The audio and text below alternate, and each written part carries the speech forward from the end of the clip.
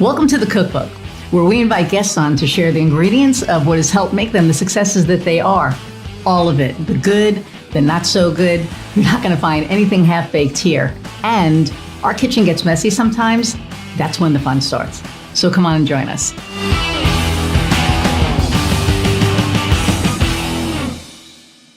Everybody, and welcome to another episode of the Cookbook. I'm your host, Iris Goldfeder, and I'm super excited about our guest today, Sophie Lechner. Sophie and I met doing one of Danielle Weil's masterminds in Florida, and she's awesome. She's extremely interesting. I love what she does, and so I invited her to be a guest. So I'm going to let her tell you all about herself. So without further ado, let's meet Sophie. Thank you for having me, Iris. It's a pleasure to meet you all. Thank you. Thank you for your patience. You're welcome. There's more good from technology than there is bad. It's a little annoying when it doesn't work, but look at this. We're able to do this, which is really quite magical, really. I know. I mean, you're in Jersey, and I'm in Indiana, and we get to, and Kofi, who's producing it, is in Vegas. Right. We get to do all these really cool things. And I love technology. I mean, I work in tech, right? And it's great when it works, but when it doesn't, and for whatever reason, it seems like the last 6 months, it's just almost every episode, there's been like something techie. So I may be switching my provider. We'll see what happens. But I digress, shockingly. So what I didn't share was, we were in the mastermind together, and then Sophie stayed on for some other stuff. But I have access to a 2-bedroom apartment down in Florida, and so we got to share it and hang out a little bit. So that was pretty cool. And yes, I said Florida, even though it was 60 there, it's like 20 here. So still a lot warmer. Yeah. That was nice. It was very generous of you to share that apartment. And it was so nice because when you go to a retreat or a this or that and the other, it's, hotel rooms are pretty sterile, and, just sharing an apartment just was very different. It had a different vibe, and it was really fun. So yeah, no, it was my pleasure. I was happy to be able to do it. And it had a nice little, like, I cleared all the energy, all the crappy energy. When I walk in, I always clear the energy out of the place. And it just had a really nice little homey kind of vibe. So so that was cool. Thank you, Hilton. You can be a sponsor if you want anytime. Okay. So besides that, and talking about Danielle, can you guys hear my dog in the background? Okay. There's deer in the backyard, so they're kind of going nuts, but they'll stop in a minute. Her workshop that she did was, the place that it was in was so crazy. I was talking to a friend of mine, and they said, well, they said that the house was going to be really interesting. And I was like, that was mildly. It was like Roman. Do you think it was like all Roman, or was there like? It was.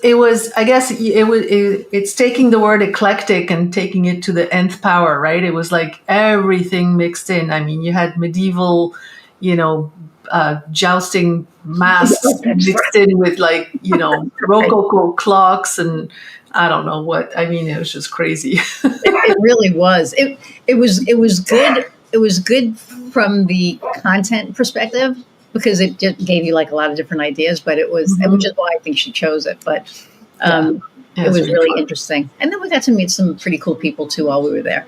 So anyway, tell us about Sophie. Yeah. So I like to start by saying that I'm half French, half Pakistani. And the reason I share that is because when I was a kid, we used to travel all over the world to meet friends and family. And so I just grew up thinking that this was completely normal, and meeting people that are extremely different from you was completely normal. And I just developed a love for doing that. And later on in my life, I realized that, no, that's not the norm. So you have to actually work to create that around yourself. So I made sure I had an international career and started working for Pfizer I did other things before anyway. I started as a lawyer, but I always wanted to make sure I was in global companies.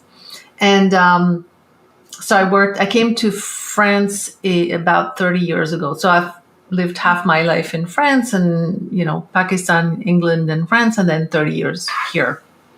Wow. And after my corporate career, which I stayed there for about 20 years, I set up my own business, and I wanted to help small businesses to do commerce internationally, so access, international markets for their products and services. And that was very exciting. It went on for a few years. It never took off at the scale that I had envisioned. But then during the pandemic, I actually pivoted. And I pivoted to LinkedIn coaching, which happened because from my passion for connecting, when LinkedIn launched in 2004, I was like, whoa, now that I'm stuck in an office, this is going to be my way of connecting with people worldwide. And so I connected all over the place and, made thousands of connections, and it was fantastic. And so when the pandemic happened, what I discovered that I had not realized before was that a lot of people were not with me on the LinkedIn bandwagon, right? They were completely left out. They had no idea that they could use LinkedIn for the networking, for their marketing, for all of that. So since we were all, on standby waiting to hear what was going on, I offered free LinkedIn coaching sessions, and everybody was lining up and getting more and more. I gave about 60 over a few months, and my jaw just dropped from all the misconceptions that I was hearing about, all the the things that people didn't know, the basics, as well as the more advanced. So I finally decided, okay, there seems to be, when people started coming back and saying, hey, I want to follow up and can I pay you? Then I was like, you got to listen when that happens, right? And yes. So, yeah. Yeah. And it's funny because when the pandemic happened, my business was very local. So I would go out and I would speak to people and all that. And when I was home, it was like, how do I network? What do we do? Mm-hmm. So I was I was in a BNI, and we had to go virtual, which they fought, tooth and nail. It was insane. Mm-hmm. And then I realized that I was like, what do I do? Like, I was literally sitting at home, like kind of freaking out because, you met me. So I'm like a people person, right? Like I love mm-hmm. people. And so I got on LinkedIn. Mm-hmm. And I started looking for marketing, people. So I did hashtag marketing, and, a couple of different groups came up, and one was like Marketing Bros. And I was like, no, I definitely don't want that. It was like bro marketing, where it was like all, mm-hmm. whatever. And then I found this other one that was a really good mix of national and international. Mm-hmm. Mm-hmm. And I just started like throwing my 2 cents in. And then finally somebody turned around and went, who are you? And so I, said who I was, and I introduced myself, and she goes, well, this is a paid pod. Oh. And I said, oh, what do you mean? Because I thought that you could just get in and whatever. And apparently no, so I was like, okay. So then I ended up talking to one of the other women in the group, Nina Fareep, mm-hmm. and Nina. And mm-hmm. so she started like this video pod thing. So I left that mm-hmm. group, got in with her group, and then my network just like grew like crazy. Mm-hmm. But it was just like so interesting how everybody gravitated. And then my friends that were here, they didn't, I'm like, hey, are you on LinkedIn? And they're like, what? And I'm like, mm-hmm. you don't know about LinkedIn? I got them involved, and I think it saved a lot of people's sanity. Yeah, exactly. When I was telling people, you can do networking in person, but you could still use LinkedIn. And they were like, what? Yeah. Yeah. No, it's a fantastic tool, and I run different groups on there as well, and I love it. It's just an amazing community. You can share ideas. There's entire conversation threads going on. I couldn't live without it. Yeah. It's great. So, okay. So finish the Sophie story. So, so I did the LinkedIn coaching, and I'm still doing it. I've done that for the last 4 years. And what I realized as I was coaching people is that I do it differently. I just do things differently than, you were describing the bro marketers. That's the extreme of it. But I just seem to have my own way of having people do their marketing. And so I was told all the time, well, you teach a lot more than just how to use LinkedIn. And I was like, okay, that's great. Nice to hear, I'm glad. But I felt the need to figure it out. Like, what is it that I'm doing? So Right. I went, yeah. So I went deep and really studied myself, so to speak, to compare with other stuff. And that's how I discovered the principles that I've now put in my book. You already mentioned I had a book coming. So I distilled everything into a model and started formally teaching the model. It was the same stuff I had been teaching all along, but now it had names and, processes and steps and stuff. So when I realized, once I had formalized it, I was able to talk about it differently in my coaching.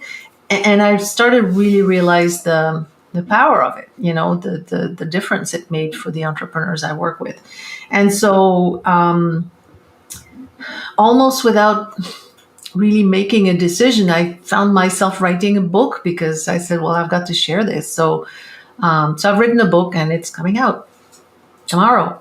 Soon. Tomorrow. Yes, tomorrow. And we'll talk more about that later so that it's on top of mind when we end this. But yeah, for sure. Which the fact that there are so many people out there that,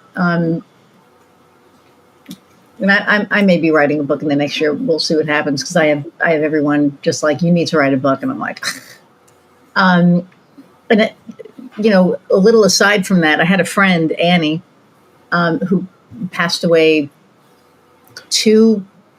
going on 3 years. And we always joked that she was going to write my life story or, whatever book was in me, she was going to write it. And she, passed. And I said, oh man, now what? So in an homage to her, I am going to make sure that there's one out there because I just feel that it was something that we didn't, complete, but I wanted to be very, informational as well. So when you do the LinkedIn training, I mean, there's so much to it now. There's, the Navigator, and I mean, I was on Navigator for a while, and I felt, and maybe it's just because I sell differently, but it felt very, for me, like I was bugging people almost. It's like, you want to send a message and I want to bug people. And then I had people bugging me. And I told you the story. The guy, said, hey, I've been looking, or maybe I didn't tell you. I've been following you for a year, would love to really connect. And I said, great. And so we talked, or I accepted his friend request. And then I get a message from him that said, hey, Bashana or something. Hey, Bashana, I'm so glad that you accepted my request. And I went, who the is Bashana? Like, what? So then I started being really discerning on who I was accepting requests from because, there's like a lot of, unfortunately, not above board, people, or it's just a bot, right? So. Exactly. Yeah, there's a lot of people who either they use bots or they have these automation systems that automatically send you requests and I hate that so much. It really makes me angry, and so I'm dead against that. And I don't do Sales Navigator because my audience does not need Sales Navigator. To me, that's really a tool for someone who needs to make, I don't know, several hundred sales per week, so they Right. need to constantly be researching. So to me, it doesn't make a lot of sense. I mean, my audience is solopreneurs for the most part, mission-driven entrepreneurs. My whole approach anyway is nothing about, the principle is the magnet, right? The concept is a magnet. So it's all about, some people call it inbound, sure. So it's about attracting people. It's not about sending requests or even invitations that much. So Sales Navigator becomes, pointless, pretty much. Plus, it's Yeah. expensive. Well, it's expensive. Well, LinkedIn in general. I mean, it's like, what, $70 a month? Sorry, I'm trying to think. The premium plan, a lot of people ask me, should I get the premium plan? I'm like, no, stay on the free plan. You don't need. I mean, there's a couple of things that are. There are a couple of perks like InMail and stuff, right? Yeah. Yeah, but InMail in my system, you don't need it by definition because So there's no reason to get premium. If it was, I don't know, maybe $10, $15 a month, maybe it'd be worthwhile, but 70, certainly not. Yeah. Huh. Don't need it. Yep. Interesting. Now I'm rethinking my premium. Okay, we're gonna have a conversation after this. Sorry, my heater keeps moving.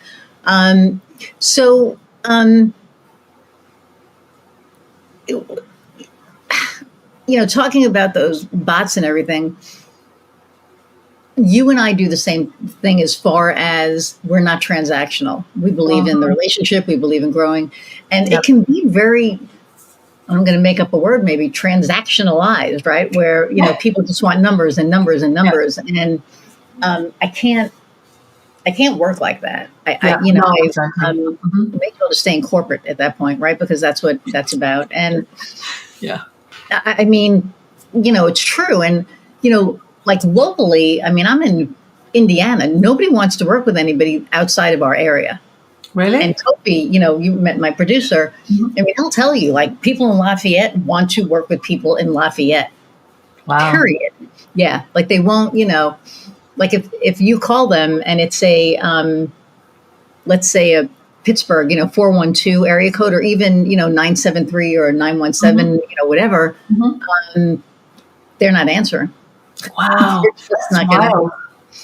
And when I first, I had a Chicago number for so long and I had to switch it. Wow. When I started my business, because people were like, no, you're in Chicago. And I'm like, no, I live in, down here. Besides, it doesn't matter. So I switched it to 765 and now I get, people are very happy. Although you're right, now it doesn't matter because you get spam from everybody and anybody. So like it doesn't matter. So when you do your LinkedIn training, like what do you do? Well, the key thing is, again, to think about LinkedIn as a way to share your mission, share your passion, share what, animates you in the world and why you're there and how you can help. And I talk about bringing the joy of your client work into your marketing, because what I want is for people to be able to break down that wall between the client work on one side where they're happy and fulfilled and all that, and the other side with all the weeds and the part that they hate and don't want to go to, which is marketing. Right. And if you look at whether it be LinkedIn or your marketing in general, if you look at it as, this is my opportunity to educate and to help my audience get clarity on what their problem is, how they could solve it, what are the different, tips and tricks and ways that they can solve it, then you're doing your mission, right? You're doing your client work. You're just doing it with a lot of people whose names you don't know. That's right. The difference. And so that's how you break down the wall. So with that as a basis and the approach and sort of fundamental philosophy, you can use LinkedIn. First of all, the first thing to do is to do your profile, have a truly magnetic and compelling profile, because one thing a lot of people don't know is that when someone Googles you, your LinkedIn profile is the first thing that shows up. Yep. So you could have a fantabulous website, you can have, a book site and a this and a that, and be a speaker and and if your LinkedIn profile has tumbleweeds going across it, it's really not going to do you any favors. So having a very, I was going to say polished, but polished is not the right word. It's more compelling, substantive, intriguing, emotionally resonant profile is super important, because that's how you're going to connect with people really emotionally. And then from there, they can take the journey. You can send them, all kinds of places.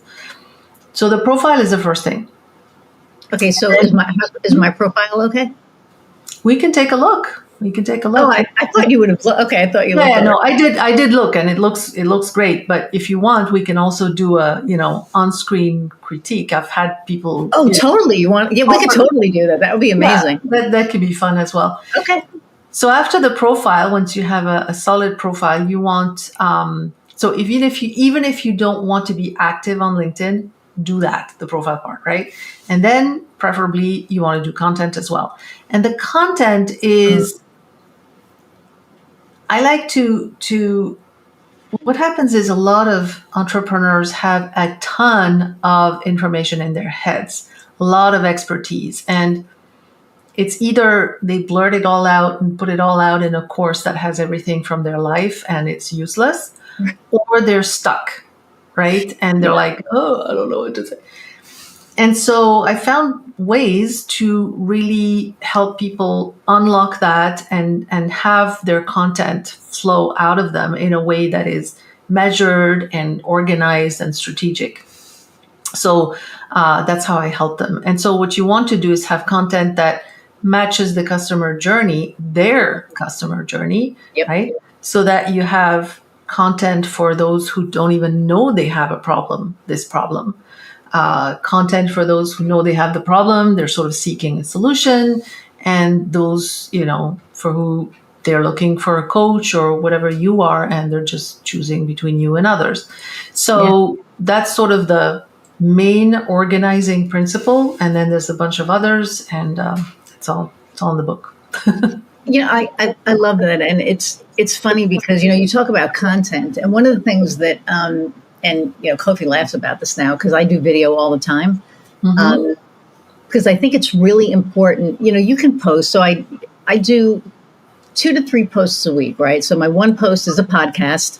Every Tuesday, the podcast comes out. So I do the podcast and we talk about the guest and, on.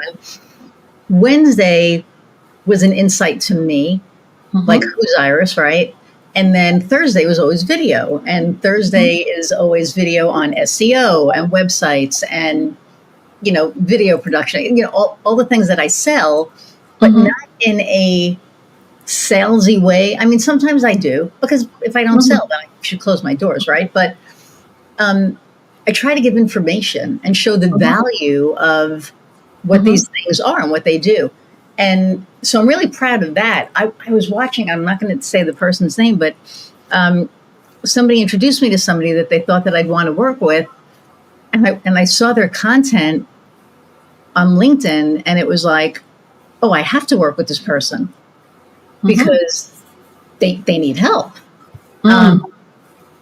Because, that's, and I'm not talking about working with them on LinkedIn, but just working on their content, period. Right. Right. Because when we have our short videos or whatever, we put it on a YouTube page, right? Because you want to, for cross posting and backlinks and everything. And then you want that YouTube link on your website, on your thing. So there's like a whole bunch of places that they can get to it, right? And get to the content. Behind the scenes. Yep. Right. And so, but this person's stuff was, she looked like a deer in the head. Hi, my name is blank, and today I'm going to talk about the value of story. What? I said, and there were like 4 videos like that, and I went. Although I have to. I'm always doing this. I will give them kudos for putting themselves out there on video, because No, I I will agree. have a hard time doing that. So, but I hear what you're saying. There's a Yeah, I learning curve. agree. There's a learning curve. 100%. If they're willing to put themselves out there, like, I'm a professional singer and I go to some karaoke nights and I'm like, God bless you for having the balls to get up there and do that, right? Because it's not easy. So to me, it was the same thing. She contacted me and she's probably going to become a client. We have some more meetings next planned for next week and the week after. But it was just like you got to loosen up. Mhm. But for me, it's like video shows me when it's done properly who that person is. It's like having this, right? It's just like having this conversation. That's how you show up on video, and that's what gives people the impetus to want to, work with you. So I love it. So you don't do only LinkedIn teaching; you do other things. So, in the process of doing LinkedIn coaching, I usually find myself helping people with their offer, helping people with their messaging, their positioning, even finding their mission, remembering why they even started their business, right? That's one of the things that do. So one of my offers is I call VIP profile in a day. And of course, it's not in a day, it just sounds sexy. So it's about in 2 weeks. But there is one day where we're dedicated to working together. And I love that work because that's where I get to really dig in and ask people a million questions about their story and how did they start and why did you do that and why did you make that decision. And we usually have like 8, 9, 10 pages of stuff by the end, and then I condense it into what I think is going to be really the gold. And I love that stuff. So that's part of what I do, which, again, is a little bit more than just doing an about section, right? Sure. And so I help people with their pricing, or sometimes their mindset, like all kinds, or sometimes it's market research. Sometimes it's, like a lot about messaging, messaging. Right. Yeah. Yeah. My favorite question to ask my clients is, what's your why? Mm-hmm. Yeah. Because they forget. Like, a lot of people, when they've been doing it for a while, they forget. Yeah. And I can't tell you how many meetings that I've been in, and I'll say, okay, so what's your why? And they're like, well, I want to make money. And I'm like, no. What is, like, when you started this, what was in your heart? What was in your, mind? Like, what was in your soul when you were like, okay, I want to do this? Yeah. And they're literally like, I had one guy go, oh, shit, like I've lost that. Yeah. And yeah, absolutely. I have a series of questions that I ask. I've put it in a template and a tool and all this, but I ask those questions all the time. And I gave a workshop today on profile, and here are the 3 questions. What would the world look like if you had served everybody in it and the problem no longer existed? So when you start to think about that, it really gets you, and people say things and you have to usually push them. And then what? And then what? And so then what would happen, right? And when you push like that, they get more and more and more emotional.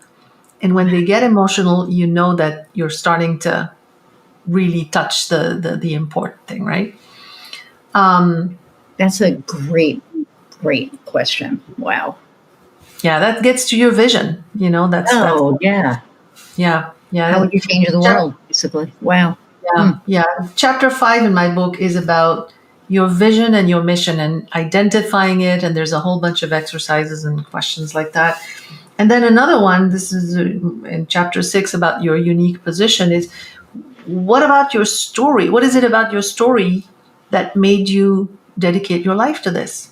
Mm-hmm. Because there's so many things we care about, right? But we didn't choose to make that the thing that we do day in and day out all the time. Right. But one of those things we did decide to make it, our day in and day out stuff. And so what is it that made it so important that we would dedicate our life to it. And so again, it gets you asking these questions, and then you really get to the nut of the story. And I say when you share that in your about section, and beyond LinkedIn and your website, your messaging, whatever, when you share your story, what made you passionate about this, and what your vision is and your mission, it changes everything, because the person who's reading, they're coming across your profile, they're in this superficial sort of frame of mind where we are when we Google someone, we're looking, and then they see that, it's going to maybe it's not going to resonate, in which case it's great, because then move on and nobody wastes their time, right? Right. But if they're the right person for you, it will resonate, and they will know that they are in good hands with you. So it will build trust, because they'll see that you have a reason to be passionate about this. And if you're so passionate about this, you know about it, you're going to know what you need to know to help them. Yep. And you can be trusted to have their back. And so that's what that does, to have that in your about section. And most about sections and websites and stuff you look at, they don't have anything like that. Yeah. Yeah. And it's funny, because I made sure that my about includes everything. Like I was a chef for 10 years, and that's where gas stove came from. So now that's the secret, if everybody wants to know. It's so funny. Everybody's like, why gas stove? Because it is a really, odd, name for an agency. But, I felt that when, or not that I wanted that when people, like I asked my clients, if you were a brick and mortar, how would you want people to feel when they walked in? And, question. They're like, oh, I said, that's what your website is. That's the experience that people are having, but it's online. So when they get to your site, do you want them to feel warm and fuzzy? Do you want them to feel whatever it is, whatever that feeling is, that's what the site needs to be.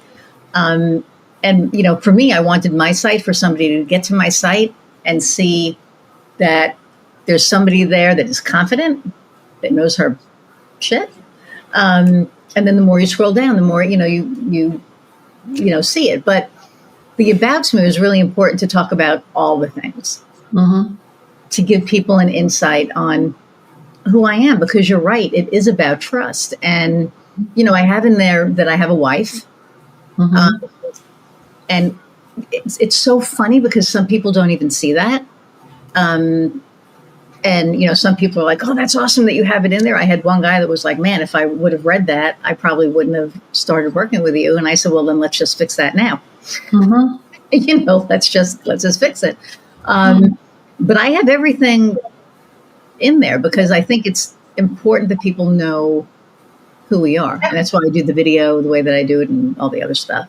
Yeah. I'm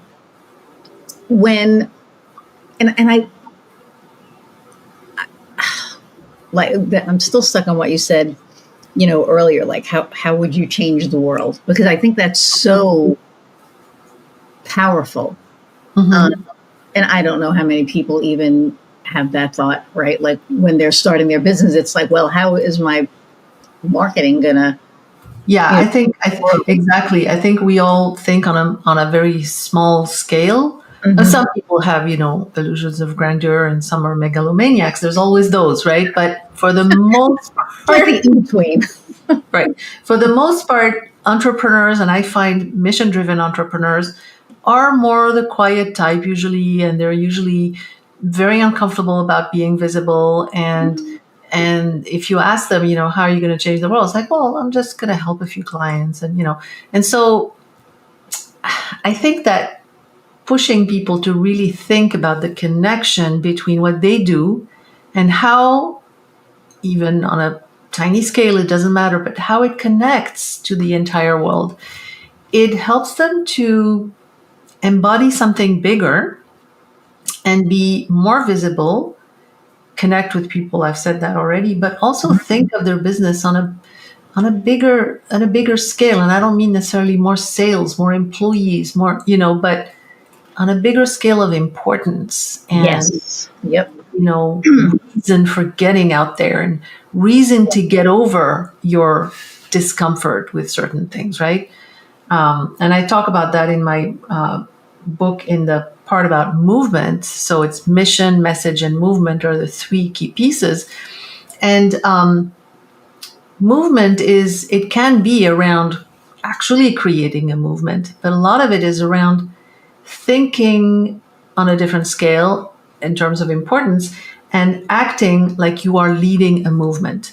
It's incredible when you think about your mission and you put yourself in front of your computer to write a post or something, and you think about, this is a movement. I want to rally people around this because it's important. All of a sudden, there's something that unlocks that allows you to write, it allows you to come up with ideas, it lets your passion come through in a way that nothing else does, I find. So I love unlocking that in people. And I love that because, like, one of my favorite, not a favorite saying, but I say this all the time, is that if you really want to get to know yourself, become an entrepreneur. Mm-hmm. Yes. Right? Because you learn how resilient you are. You learn, where maybe you could use a little help, where, just all of it. And I think that, the longer I'm in business, and I think the other thing too is people are like, well, the longer I'm in business, the less challenges I'm going to have. And that's not true. Oh, no. That is so not true, because I hit a really challenging period in Q4 last year that now has turned around, and, I'm back to back. But it was the first time I was like, shit, what am I going to do here? And I'm in business 10 years. So it was very eye-opening for me. I was like, okay, stop taking X for granted. Yes. I know that, right? Never. Exactly. No. So what advice do you have for someone who's thinking about becoming an entrepreneur? I'm sorry, say the question again. What advice do you have for somebody who's thinking about becoming an entrepreneur? Yeah. So if you're thinking of becoming an entrepreneur, my first piece of advice would be, think carefully about what is it that you actually want? What is the impact you want to make? What is how you want to help people? And what kind of a life do you want for yourself? Because I think that's something that we don't think about enough.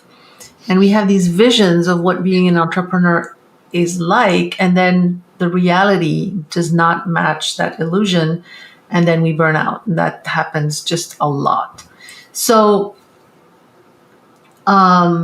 if you're somebody who, I don't know, I'm going to make this up, but like, you like to work in a team and have the team leader, it's caricature, right? But you like to have the team leader give you instructions and then you go and implement them.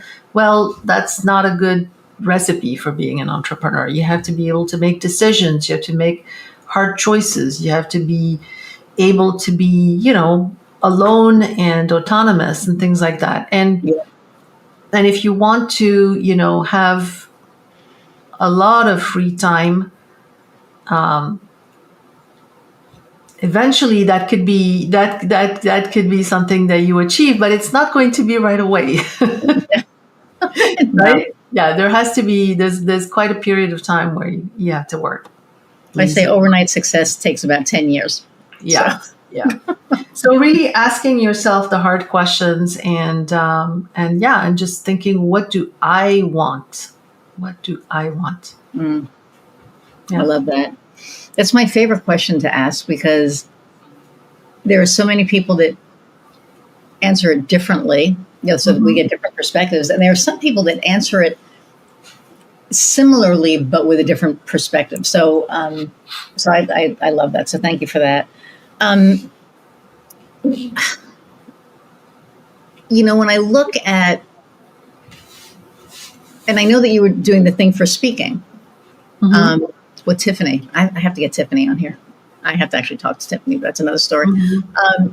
I know a lot of you people hear me like, talk to me. A lot of the people that I have on the show, we know the same people. So Mhm. it just, um, You have to have Danielle. You have to have Catherine Pomerantz. You have to, yeah. well, Danny's been on. Danny's been on twice.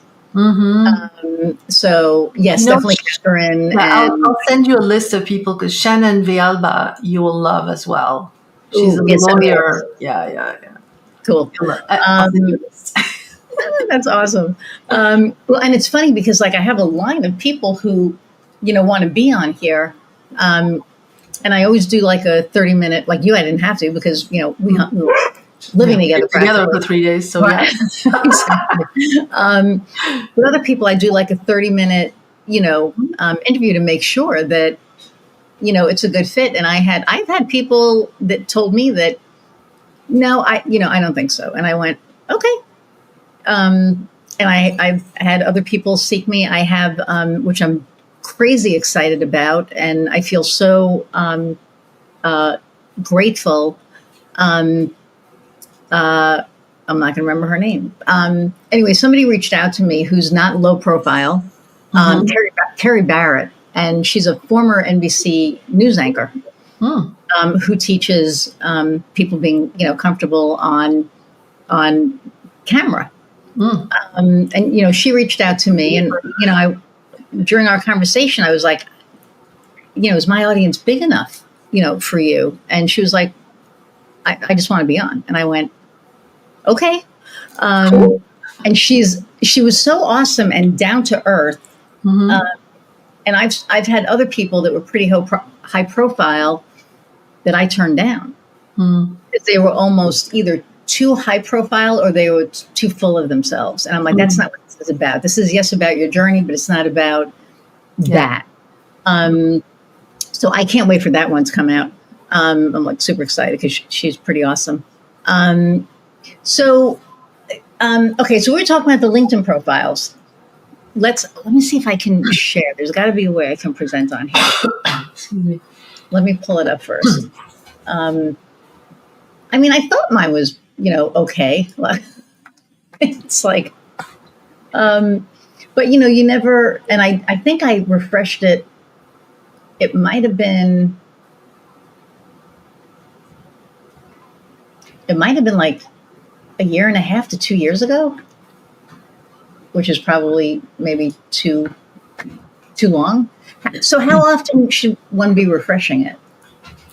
Oh, I don't think there's a particular frequency. I think it's really has to do with, if anything changes in your business. For example, I'm completely redoing my banner after years because a lot has been happening. I've been speaking, I've been on the cover of Forbes, I've done this and that and the other, and I want to, sort of show that. So I think That's right. You it's were good. on the cover of Forbes. You shared the congratulations, by the way. I know you shared that, Thank you. which is Thank amazing. you. Yeah.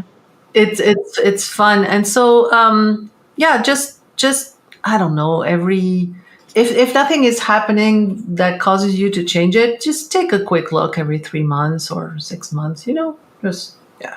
Okay, let me find this thing. Okay, it's under Gasstovecreative, about. Okay, see more. Okay, let's share this. Now I'm So interested. okay, so This is the first time we've done something like uh, real screen, so I'm super Mhm. excited about that. Okay, so how do I? Okay, share screen. Oh, it'll actually give me the. Okay, there we go. Share. Are we seeing this? I'm not.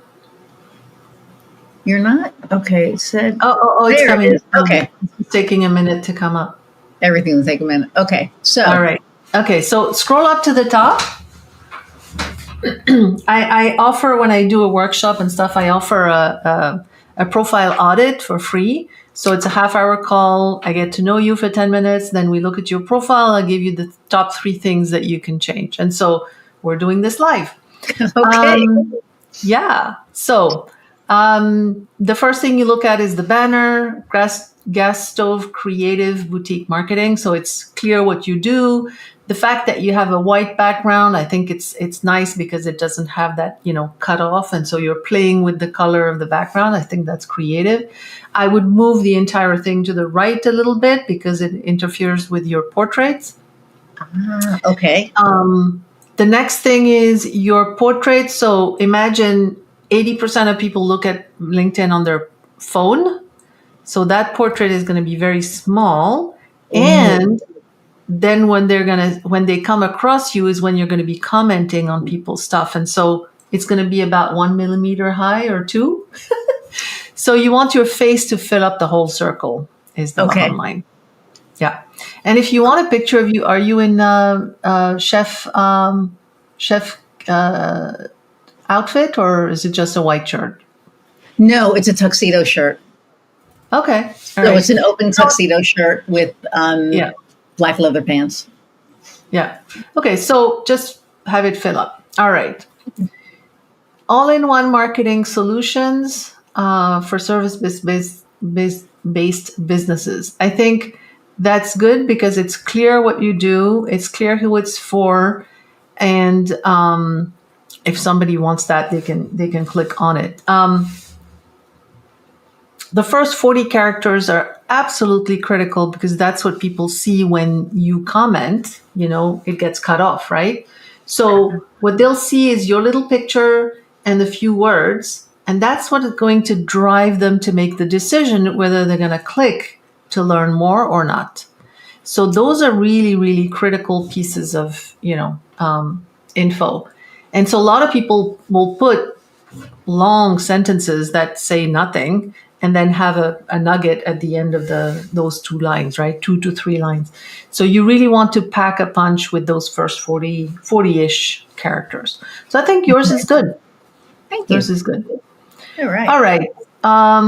Scrolling down, we'll look at your about section. Okay, let's be real. Marketing can be exhausting. You feel that. So what I like is that you go for the pain point right away. It's clear. People get a strong sense of who you are and your personality in the tone of it with the emoji. So I think that's powerful. Raise your hand if love relationship with the business marketing, feel the finding is like finding a needle in a haystack. No, you need a strategy refresh. We can't. I should copy your paragraph here because it works for my clients too. But that's perfect. It's exactly right. You're highlighting exactly the pain points. One thing I would do is perhaps say a little bit more about your audience and who they are. Okay. So they know exactly. So right at the top, say who you help. So you mentioned in the headline service-based businesses, I believe. Yep. But the size. For example, a solopreneur who's just starting may not be a good client for you, and so you want to maybe give a little bit of a description of your ideal target. Okay. Ideal client. Iris. Explain. I've encountered so many great business friends. You need to get the word of that and get the word out where it matters. That's good. I'm tired of the cookie cutter. Okay, so you do something here that I really like is you take a strong stand for what you believe in. I'm tired of the cookie cutter, unsustainable, and convoluted marketing models, and I'm with you. So that's important, and I think people are not forthright enough in what they believe in. What do you want to stand for and stand behind, right? Yeah. So that's good. Don't need all the here to sort through. This sounds like you. I'd love to help you. Okay, so here's what's missing. We talked about your mission and your vision before. That's missing here. Ooh, so if you helped everybody in the world, like all the entrepreneurs who are in your target audience, what would the world look like? What would that do for society, for the world, for the economy, or things like that? And then a little bit about your story. So you said you mentioned, sorry, I'm just looking because it's small. So you have just at the end, I'm a professional musician. You're not dog lover. I question your sanity. Hawaii is great. Okay, so you said before, you have this Gasstovecreative at the top, right? And so this is a good place for you to tell that story. Why gas stove and why the cookbook? And if you were a chef or if you were in restaurants, Oh, how does that connect? But more than sharing your story, but also sharing the commonality, the umbrella that makes it makes sense for you to have done that in your life and now do this in your life. And that's another thing that I love, when I'm working with my clients is a lot of times they'll come to me and they say, oh, but my story, I don't know how to say it because, I did this and then I did that and I did that and it makes no sense. I'm like, no. It makes sense. You just haven't seen it yet. But let's find that golden thread. And so we go back and I ask question after question after question. And then it shows up. It's like, oh, so the golden thread is, X, Y, Z. Yeah. I'm going to stop sharing now. Awesome. Thank you. Well, at least I feel like I'm on the right track. So I feel Definitely. it's not like terrible.